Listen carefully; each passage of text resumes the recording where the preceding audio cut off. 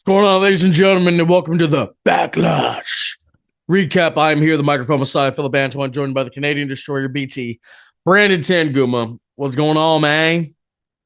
Yellow. Hey guys, ready to talk. Backlash. At Backlash. Backlash. Yeah, so let's talk about it. Let's talk about it, man. What's going on? What happened on the show, man? Well, live from Tampa, Florida, in front of 14,633 people, allegedly, according to Wikipedia. We started the show on ESPN2 with Braun Breaker taking on Seth Rollins. Regular match, 21 minutes, 26 seconds, and Braun Breaker gets the dub. Some interference, well, not really interference, but Seth Rollins attacked the Vision at ringside with a chair. They didn't factor into the finish completely because Seth kicked out of his spear, but then they rope a doped and went back and Braun hit another spear and got the win that way. Thought it was a solid match. People on the internet are having fun with Seth Rollins seemingly trying to do Will Ospreay like spots, and both times he did not really pull them off completely successful. So the Seth Rollins Will Ospreay feud continues forever, and Hey, you know, you people that are making fun of this guy, why don't you go try to do it yourself? Huh? Hmm? hmm, Huh? Why don't you guys try to do it? Oh, could you hide behind computers? Schmucks. Good match. wrestling is hard. But I will say, Braun Breaker's Frankensteiner he does. I feel like every time he like barely like grazes them, and it's not really a Frankensteiner. It's more like he falls backwards, and the other person does a front flip. I mean, Like if you look at what Scott Steiner was doing back in the days, back in the mid '90s, he like actually would take them and like pull them down with him. Every time I feel like Braun Breaker's gonna whiff because he like leans back so far and like so quickly. he's a he's a modern day genetic freak, man. The ankles are so powerful, he just has to barely touch him, and he'll drag him down, man. Exactly. But Yeah, big win for Braun. I think it was up in the air if he would win or not, especially since he was getting the better of Seth going into the match. But it is nice that he did get the win here. Big win. Um, Presumably this feud is going to continue. I don't know if it's going to. Well, we do have the Clash show all at end of May. I didn't realize it was so quick turnaround, so I there's a wouldn't be Saturday shocked. night's main event like next week, I think. Yeah, so we got a few kind of, events to take shape and maybe do some rematches and some other stuff. So I wouldn't be shocked if we get another one. I'd say just have them go on all three. Who cares? Just do it. Just run into the ground. Or maybe we do a six man. He finds two people to join him and against the Vision. I mean, they have told the story of Seth Rollins not having any friends backstage, so maybe that plays into a Vision tag team match. But who will he find? I don't know.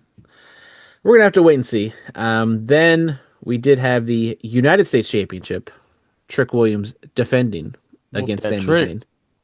Zayn. This one only went 12:56. I thought this match was very similar to their match at WrestleMania. Maybe the Mania match was slightly better just because it was fresher, and I think the crowd was a little hotter to see Trick win. Um, we'll talk about all the gingerbread stuff on SmackDown on the regular podcast, but hopefully this feud is over so we don't get any more of that stuff. I think Trick is gonna move on to other stuff. I think Sammy's gonna continue to spiral out of control. He'll probably get a title match eventually with Cody Rhodes, but obviously not right now because wins and losses should matter, which we'll talk about in a little bit. But yeah, the match was okay. Nothing too spectacular, I thought. Lil Yachty just taking a haluva kick and then just coming back up in like 3 minutes to celebrate with Trick wasn't the best look for the business, but that's I would say that's nitpicking, but it shouldn't be nitpicking. Bro, I mean, if we're gonna do that, yeah, nah, I mean that's I had something to say, but it's irrelevant for this. Whatever. Yeah, I mean, not the best look entirely, but overall, Trick Williams, good job, man. Hopefully, we can move on to something else. See what he does with some other of the the baby faces on SmackDown. They teased a little a couple weeks ago with him and Carmelo. I would not be. I would It's a like maybe SummerSlam Carm match. like not even a match, but if they just like get together and like maybe they have a match at SummerSlam, but if they just like are boys again, I think that would work spectacularly. I mean, That- Trick is obviously over and he's gonna do his thing, and I think that could also help Carmelo kind of elevate him as well. But he has Lil Yachty, and I don't know how long Yachty is gonna stick around to be with Trick. So I mean, does he have an album in the making or something? I feel like Yachty hasn't dropped anything substantial in quite some time. Still living off of what was his last hit? Peekaboo. I don't know. Oh, I guess What he was was the last? last in Peekaboo. What was Yachty's last like real banger that he dropped? Yeah, man. What was his last big one? Let's see. As he manages the WWE United States champion Trick Williams. Mm. Yeah. We don't know. We don't have an answer on this hit thing. It says that he was. Well, that's a feature, so I guess it's not like his song. That's another Ah, feature. oh yeah, Um, we're yeah, a lot of features on this. He did. Let's see, what was his last album? He dropped one in 24, so 2 years okay. ago, June of 24. So yeah, almost 2 years ago. And then Okay. so yeah, he's I know he's not exactly like a rapper. He's a little more like alternative these days, but it's not like 7 years ago when he was dropping the little boat stuff. When he was dropping that high. Mm. Moving on. Yep. Then we got speaking of the gingerbread stuff, we got Danhausen and Minniehausen, which if you didn't know was El Torito from back in the day. He came back to WWE, and Really? yep, that was El Torito or Mascara Sagrada for you Hey AAA man, guys. WLC, one of the greatest pay-per-view matches I've ever I mean, seen. no disrespect to the other people involved, but Minniehausen, I would say, is the best wrestler in that entire group. But Danhausen and Minniehausen took on The Miz and Kit Wilson. Exactly, bro. What did I say? WLC, one of the best matches I've ever seen. Exactly. People want to People don't know. disrespect. People want to disrespect, midget wrestling and everything like that because they might see like, the really gimmick stuff on the Man, indie shout scene. out to But 25 Cent, man. if you watch, some stuff they be doing in Mexico and obviously, we'll see and if when the little people wrestling is taken like seriously and like they're actually wrestling, they can work. Yeah, yeah, man. I did. What's he been doing? What's he been doing since his WWE departure, man? He's just been down in AAA doing his thing. I love it. I'm happy for him.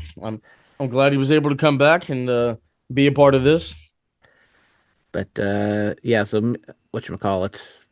Trip. They did a gimmick on SmackDown where Danhausen was doing a cloning machine, and they brought the cloning machine out, and it ended up being Minniehausen.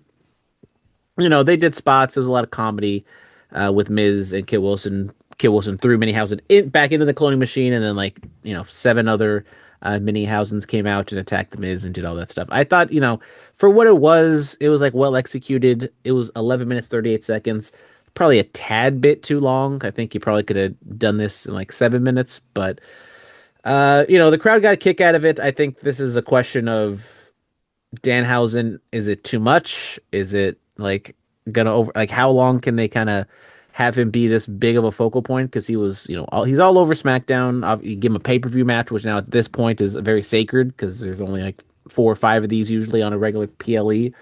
So I do wonder if they're gonna overexpose Danhausen because he does sell merch. People get a kick out of him, but you shine the light too much and it starts to get burnt.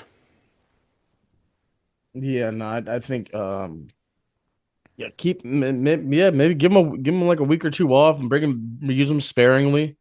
Uh Overall, nice little comedic match. Good wholesome fun, but yeah, man, use Danhausen sparingly. Don't I mean, they'll obviously have to follow up on SmackDown for what they just did on the PLE, but yeah, maybe have him like I think he'd be a great Saturday night's main event bit. Maybe give him Clash in Italy off. Yeah, I mean, Danhausen's good in like those backstage segments where he's kind of just like interacting with random people.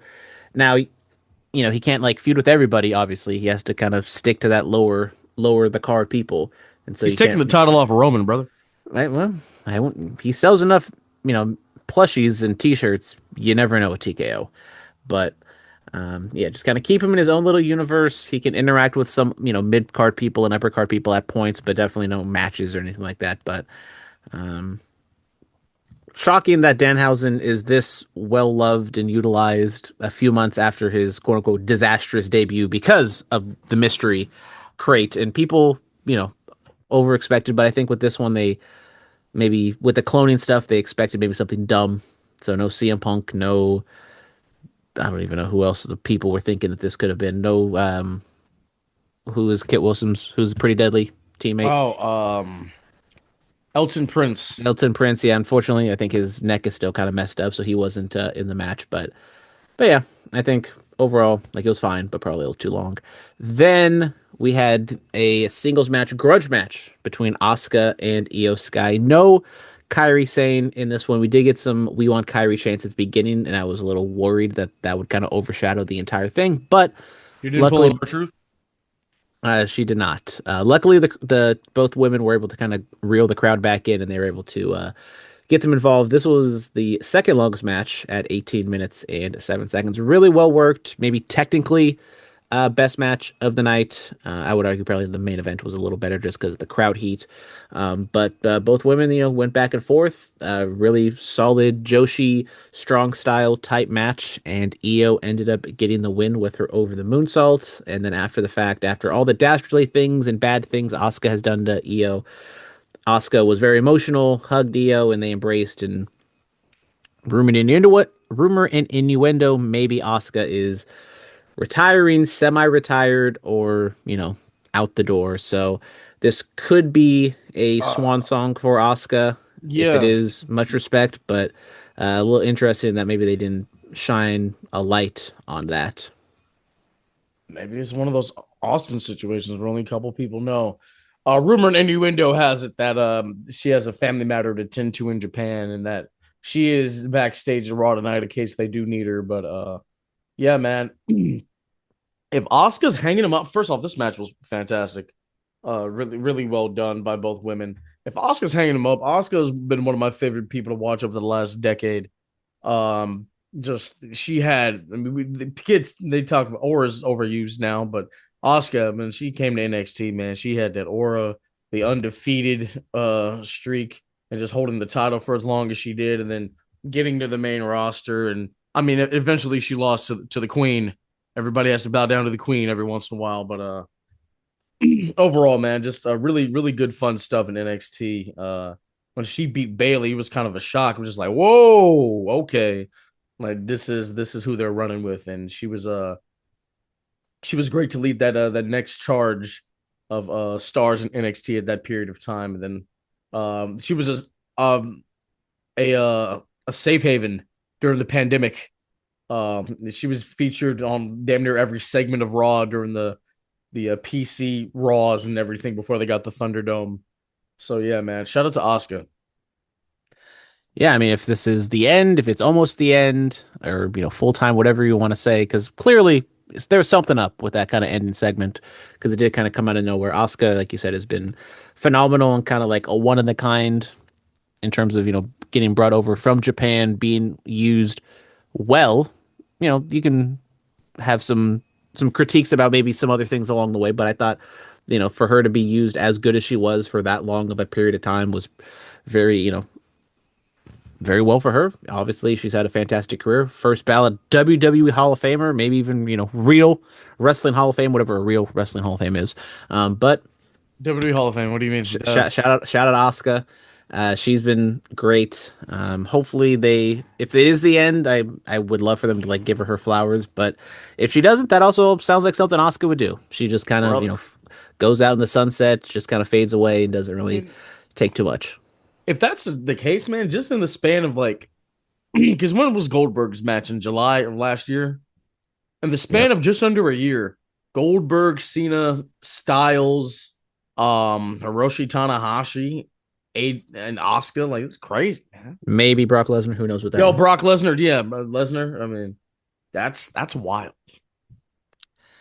I mean, a generation is every year, every generation kind of comes to an end. So We're kind of seeing that mid 2000s kind of that our childhood Philip kind of starting to hang him That's up. it's crazy, man. Because I remember like during the mid 2000s, like you'd have bring back Hogan and Piper and Snuka and Jake the Snake for a period of time. Just the stars of like two generations before us. And then of course the Attitude Era stars would come in, but now it's kind of like the mid 2000s stars of other people. And then eventually, man, in like 5 to 6, 10 years, the Romans and the Seths, they're going to be of that elk of Yeah, I those. mean, Brian Danielson, Dana Bryan's kind of hung him up. He still was never like confirmed, but he might have probably hung him up by now.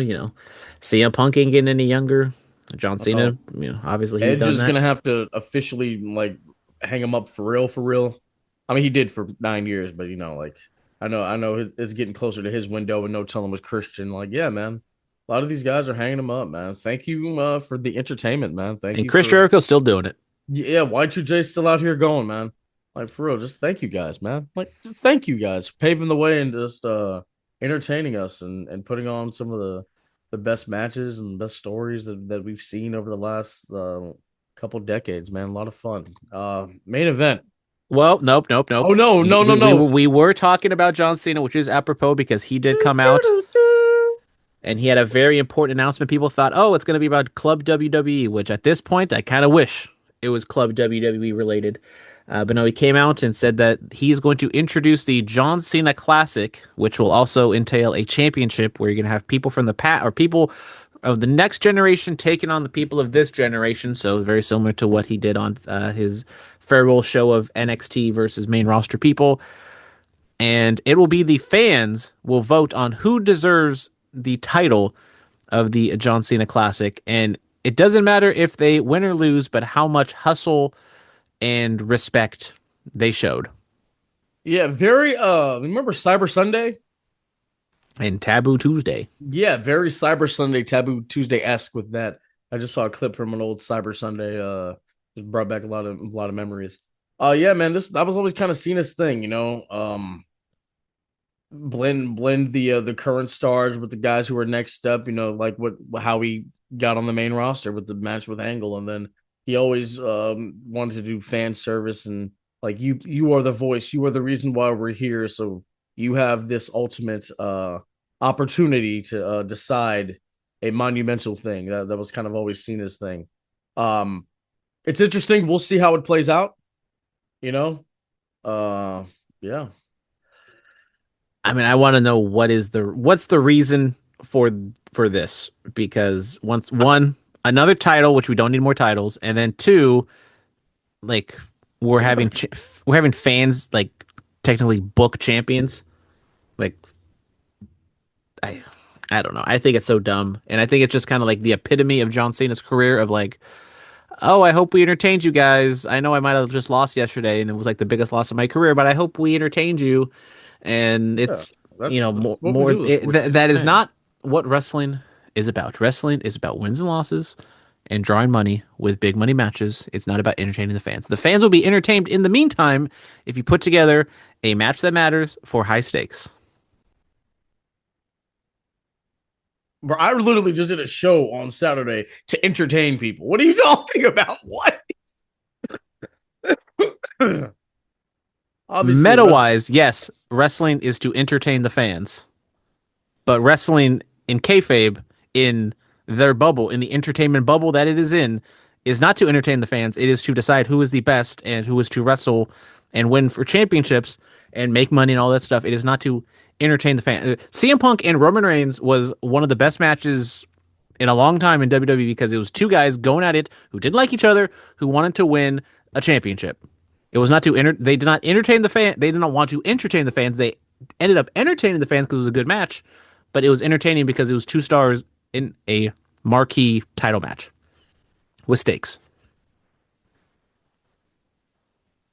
Yeah, but that's not what the Cena Classic is. Yes, it It's is. not a, That it's it it's exactly not about two what guys who hate each other winning a championship. They're gonna compete. They're gonna hopefully do their best and win over the fans. Like that. That's just where we are now, man. This is a very Cena thing to do. First when he said John Cena Classic, I was like, okay, we're doing like some Mae Young Classic type deal, but no, Cena has his own little spin to it. We'll just have to see how it plays out, man. Like, And it probably will be a Club WWE thing of like, if you want to vote for this, you have to sign up to Club WWE, guys, I have or no sign up on idea. our wait list. Give us I like $100 to vote on this. not Yeah, just $100. we give all your money to TKO. I mean, you know what Cena says? They deal him. He deals him or whatever. What did he say? For the low, low price of 5% of your paycheck every month, you can join Club WWE.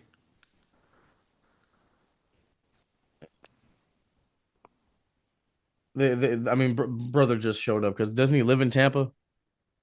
Yeah. Bro lives down the street, so that's why he made an appearance. He doesn't seem retired. He's been on back-to-back pay-per-views. I mean, he is retired. He's not wrestling. He can make appearances. He's just showing up in his little suit doing his best Vince McMahon impression. Oh, he didn't say welcome to Backlash. Well, he does like saying now it's time for the main event. Is that going to be John Cena's gimmick? He just shows up for before every main event and introduces it. It's main event time. Let's talk about it. Yep. Once again, another Roman Reigns main event as he defends his World Heavyweight Championship against Jacob Fatu. I thought this was the best match of the show just because the crowd was into it. I thought the intensity was good. The work it was also pretty good as well. Back and forth, Fatu getting the upper hand on Roman for a good amount. Roman had his points, but Fatu was kind of giving it to Roman at the very end. And then we had a turnbuckle get exposed. Fatu ate that and then took a spear to lose. So Roman retains Took in three set. spears.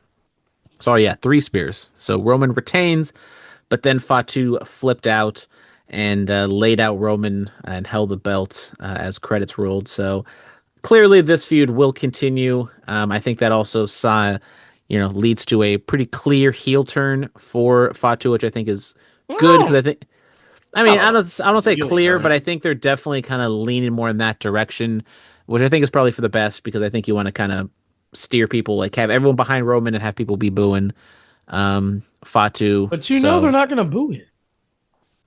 well, I think when he goes up against Roman, people are more apt to cheer for their tribal chief. I mean, we'll see. I mean, we'll see what happens tonight, and if when they wrestle again and what crowd they're in. Well, it all depends on the. Oh, that was beautiful. It all depends on the crowd and where they are, man. Uh, but I didn't really hear people booing Jacob in this. I think it also is just a aspect of wrestling slash WWE where they try to do these angles to get heat, and it doesn't really get heat. I mean, we saw it last week with Braun and Seth, where Braun was attacking Seth, and the crowd was chanting one more time. Now, maybe that's more of a Seth Rollins Braun Breaker thing than you know indicative on the state of the industry, but I think people are more just want to see things happen than actually fall in line and have a good time and believe in the story they're watching. Yeah. I thought this was a lot of fun though. Really, really good main event. Roman, yeah, barely survived, and then Jacob kind of sat up and kind of in disbelief that he lost. That was good. Yeah. What are your I mean, what do you think? Where are we going? No interference from the Usos or anybody. Yeah, I mean, I was expecting maybe some sort of angle. I mean, we got an angle after the match, but I thought we were gonna have some sort of angle, during the match. But no, I mean, I think it's gonna play into Fatu probably tripping out that it took a exposed turnbuckle to beat him. So that's kind of another reason for maybe Fatu does have a rightful gripe to go after Roman, but maybe he just goes in it in a little too heavy of a way. But yeah, I thought it told a good story, protected Jacob at a point which I thought going into the match was gonna be interesting to see how they portrayed it because I thought both guys kind of have to win, but clearly Roman's going to win. It's just how are they going to get out of it with Jacob? And I thought they did a good job in terms of it was a clean win to a point, but it wasn't chicanery and the finish didn't like wasn't so crappy like we've It seen in some wasn't other those convoluted. B. Yeah, it wasn't so bad like we've seen in maybe some other B level pay per views or TV finishes. Yeah, so overall, good job. We'll see where they go with this. Grade for Backlash. Backlash, good wrestling, nothing really bad. I would well outside the John Cena announcement, but What do you I'll mean? I will give it. Let John Cena go out there and announce some things, man. You act like this was his idea. The company told him to do it, so he went out there and did it. What a good little puppet John Cena is. I'll give Backlash. Um, I'll give it like a solid B. B plus. We'll go B plus. Once again, I watched it after the fact, so I didn't have to deal with all the commercials and anything. Allegedly, commercials were not as bad as they were for WrestleMania. You know, they're still apparent. They're still there. Hopefully, they can kind of find a happy medium. If only there was a they couldn't have any commercials, but if they have to have them, hopefully maybe they kind of steer Yeah, back on them. But they're gonna probably commercials are reel the right money, back. guys. It's gonna reel right back up once we go to SummerSlam. Yeah, bro. The biggest shows are gonna have a lot of commercials. You guys just got to deal with it, man. This is Unfortunately, we're probably gonna have like no commercial. Well, we'll have commercials for Saudi Arabia and the Saudi Arabia pay-per-views, but we probably won't have too much because they're giving them so much money they don't need paper apparently Roman's not on commercials. the Saudi show, so we'll see. I Well, think like his last appearance is like June. What's that? What's that? First Monday in June. yeah, they put out some graphic I think on Twitter of WWE's like, "Oh, come see your tribal chief," and it has all the dates, pretty much every week from now until like the first week of June because Clash in Italy is like the Yeah, last week. yeah. And So here, the you will see Roman Reigns from now until okay. So what you call it? June 15th, he'll be in Baltimore, Maryland, and then he's gonna take a break and he'll be back in Atlantic City on June 29th. So yeah, what is that? Oh, he's taking a week off. Yeah. So okay, that's fine. th- there you go. Yeah, see, let Roman have a break. We get him for 5 straight weeks, and then he'll have a week off. Yeah. Let's see, we're all right, guys. We're okay. It's fine. Let it happen. I'll give Backlash a B also. Thank you guys very much. Hope you guys enjoyed our other podcast where we talked about the life and career of Ted Turner. We will be back later on this week to recap what happens on Raw and Smack. SmackDown. We can kind of talk about things that happened there. AEW, of course. Brandon, I watched the where they were wrestling at the golf course bit. Oh, look at that. A little TGL action. Yeah. Yeah. So all right, that's gonna do it for us. Thank you guys so much. As always, be safe and stay dangerous. You guys hurt.